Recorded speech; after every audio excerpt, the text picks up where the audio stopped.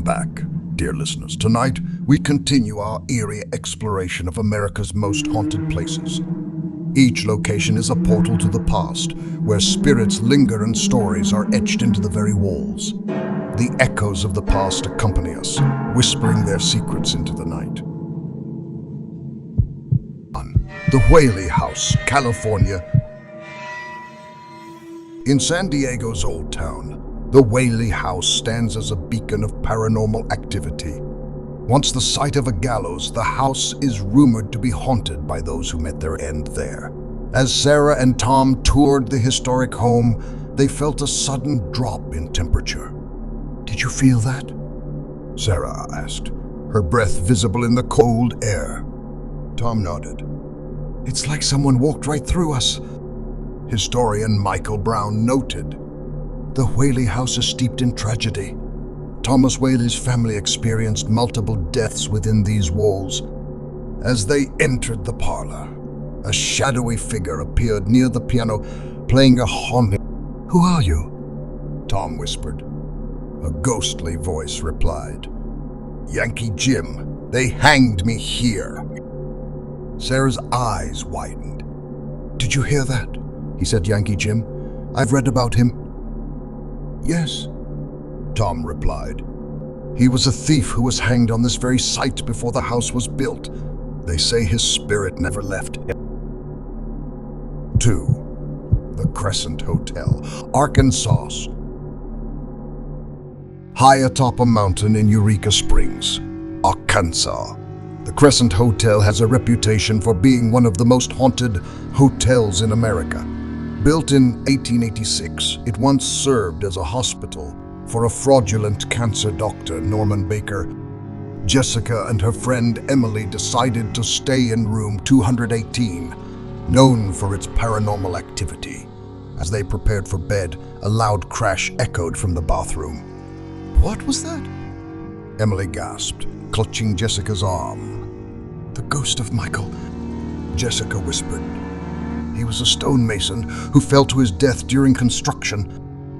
Paranormal investigator John Healy said, "The Crescent Hotel is a place where the past and present collide. The spirits here are restless, forever seeking closure." The door creaked open, and a cold breeze swept through the room. "Michael?" Jessica called out, her voice trembling. Suddenly, Emily screamed, "I saw him! A shadow by the mirror?" Jessica felt a cold hand brush her shoulder. "We should leave," she whispered, but the door slammed shut, trapping them inside. 3. The St. Augustine Lighthouse. In the coastal town of St. Augustine, Florida, the lighthouse stands as a sentinel of the past. Many have reported seeing the spirits of 2 young girls who drowned near the lighthouse in the 1800s. As Lisa and her group climbed the spiral staircase, they heard giggling and footsteps. "Did you hear that?" she asked, her heart pounding. "Yes," her friend Mark replied. "It's the Pity Girls.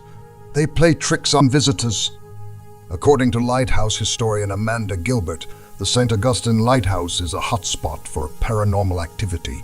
The girls' laughter can be heard, and some have even seen their apparitions. Reaching the top, Lisa felt a tug on her shirt. "Is someone there?" she whispered, turning to see 2 shadowy figures disappearing into the night. Mark's eyes widened in fear. "They're here with us. We need to go back down."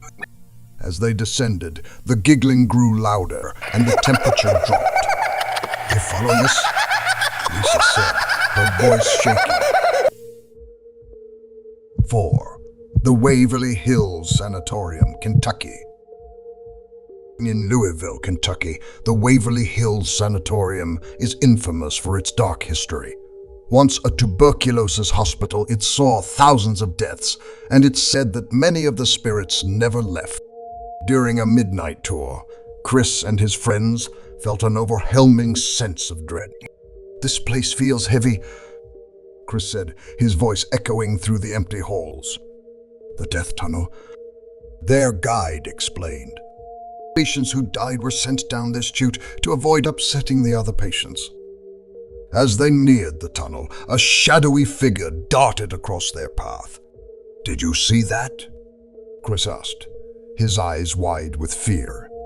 Psychic medium Sylvia Brown once said, "Waverly Hills is a place where the veil between the living and the dead is incredibly thin." A ghostly whisper echoed through the tunnel. "Help us." Chris's friend James froze.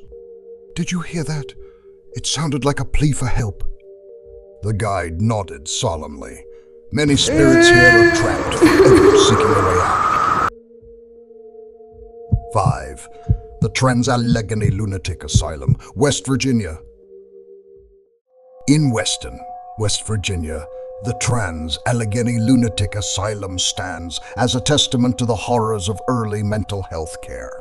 Built in the mid-1800s, the asylum housed thousands of patients, many of whom suffered and died within its walls. As Jane and her group explored the asylum, they felt an icy chill.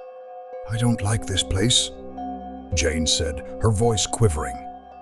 "This is where they kept the most disturbed patients," their guide explained. "Some say their spirits still roam these halls." Paranormal researcher Jason House noted, "The asylum is a hotspot for paranormal activity. The energy here is palpable." Suddenly the sound of distant crying filled the air. "Who's there?" Jane called. Only silence followed. Her friend Sarah grabbed her arm. "Let's get out of here. This place is giving me the creeps." As they hurried down the hall, a door slammed shut behind them. "Did you see that?" Jane whispered, her heart racing. "It was a spirit," the guide said. "They want us to know they are still here." 6. The Driscoll Hotel, Texas. In Austin, Texas. The Driscoll Hotel is known for its opulence and its ghosts.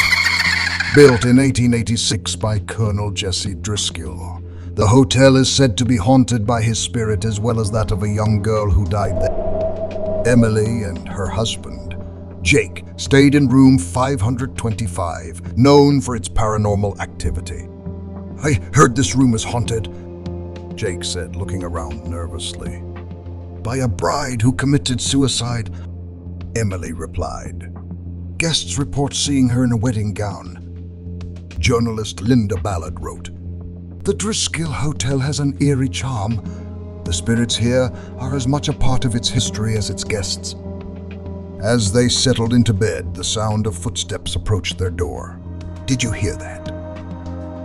A ghostly voice echoed. "I'm waiting." Jake sat up, eyes wide. "Who's there?" he called out. The door slowly opened, revealing the faint outline of a woman in a wedding dress. "Oh my God," Emily gasped. "It's her!" The figure vanished, leaving a cold breeze in its wake. "We need to leave," Jake said, his voice trembling. 7. The Lizzie Borden House, Massachusetts. In Fall River, Massachusetts, the Lizzie Borden house is infamous for the brutal murders of Andrew and Abby Borden, 1892.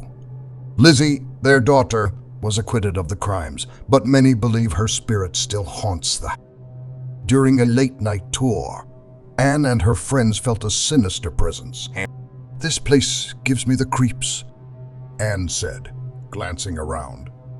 Their guide explained, "Some say Lizzie's spirit is still here, along with her parents." Historian Sarah Miller noted, "The Lizzie Borden house is a place where history and mystery intertwine. The spirits here are restless, forever tied to their tragic." As they stood in the parlor, a cold breeze swept through the room. "Lizzie," Anne called out, her voice trembling.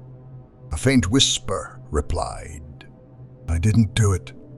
Anne's friend Jack shivered. "Did you hear that? She says she's innocent." The guide nodded. "The spirits here have their own stories to tell, and they seek out those who will listen." way as true believers, find both fear and fascination in these stories. They remind us that the past is never truly gone, and that the spirits of those who came before us still linger, whispering their tales into the night. Also, may these stories stir your curiosity and chill your spine. Until next time, dear listeners.